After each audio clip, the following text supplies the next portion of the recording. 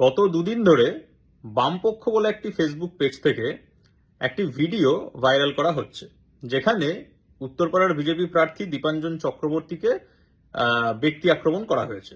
মূলত বিষয় হচ্ছে উনি এনএসজিতে কতদিন ছিলেন না ছিলেন এই বিষয়ে দুজন এনএসজি কমান্ডো তারা নাকি বক্তব্য রাখছেন এবং সেই ভিডিওটাকে এই বামপক্ষ বলে পেজ ভাইরাল করেছে। তো যাই হোক, বামপক্ষ বলে পেজটা যে সিপিএম প্রার্থীদের প্রচার করছে এটা আপনারা সকলেই জানেন এবং আমিও কিছু স্ক্রিনশট এখানে দিলাম, আপনারা দেখে নিতে পারেন।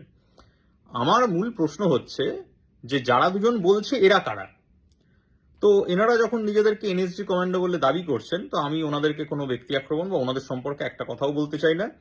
শুধুমাত্র ওনারা গত কয়েক মাস ধরে বা বলা যেতে পারে গত কয়েক বছর ধরে কি কি করেছেন এবং কি কি বিষয়ে প্রেস কনফারেন্স করেছেন সেইটার কয়েকটা ছোট অংশ আমি আপনাদের সামনে তুলে ধরছি।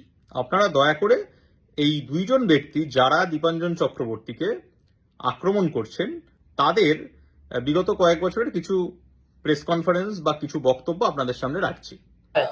যেটা আমরা শুনতে পাই যে 18 বছর উনি যে সার্ভিস লাইফের ভিতরে উনি এনএসজি করে এনএসজি যে আমি অন ডিউটিতে যতদিন চাকরি করেছি আমি এর কোনো আওয়াজ তুলতে পারি না এবং রিটায়ারমেন্ট আমি 2020-তে করার পরে আমার যে কেন আমি গ্যালেন্টারি অ্যাওয়ার্ড পেলাম না সেই দাবিটা আমি তুলে ধরেছিলাম।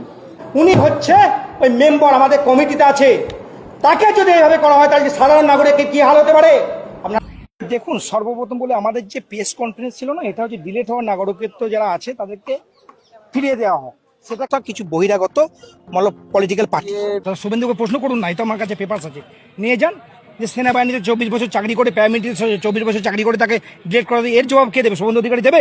দেশ এত কিছু করছে, আমাদের ভারতবর্ষের সরকার আজকে দেশে হাহাকার কেন করছে? কারণ लोगों को, हमारा आम जनता को, तपन दा आप बताइए, आपका साथ श्रीनगर में जो इंसिडेंट हुआ था, मतलब छोटा करके बताइए क्या क्या हुआ था, क्या?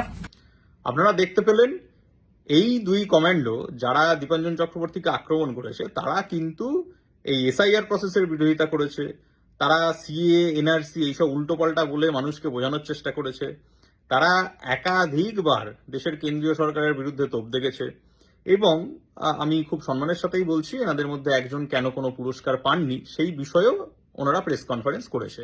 যাই হোক, এই দুজনকে নিয়ে আমার ব্যক্তিগতভাবে কিছু বলার নেই, কিন্তু এই দুজন যারা লাগাতার কেন্দ্রীয় সরকারের বিরুদ্ধে কথা বলে এসছে এবং যাদের ভিডিওতে একটা কি দুটো কি 5টা লাইক পড়তো, কোনো ভিউ হতো না, তাদেরকে দিয়ে প্রেস কনফারেন্স করানো, দীপাঞ্জন চক্রবর্তীর সম্পর্কে কিছু অবান্তর কথা বলা এবং তারপর বামপক্ষ বলে একটি ফেসবুক পেজ যেটি মূলত বামেদের হয়ে প্রচার করছে তাদের পেজ থেকে সেই ভিডিওটাকে ভাইরাল করা, অর্থাৎ এই পুরো চিত্রনাট্যটা খুব কাঁচা হাতের হয়ে গেছে।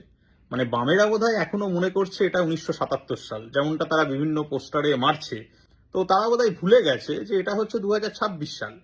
এই 2026 সালে দাঁড়িয়ে এত সহজে মিথ্যা প্রচার করে পার পাওয়া যাবে না। তাই উত্তরপাড়ার মানুষকে বলবো, তৃণমূলের বি টিম, তৃণমূলের ভাড়ায় খাটা এই বামপন্থীদেরকে একটাও ভোট দেবেন না এবং একই সাথে গোটা পশ্চিমবঙ্গের সমস্ত মানুষকে অনুরোধ করব, তৃণমূলের ভাড়ায় খাটা তৃণমূলের বি টিম সিপিএমকে একটাও ভোট দেবেন না। ধন্যবাদ সবাইকে।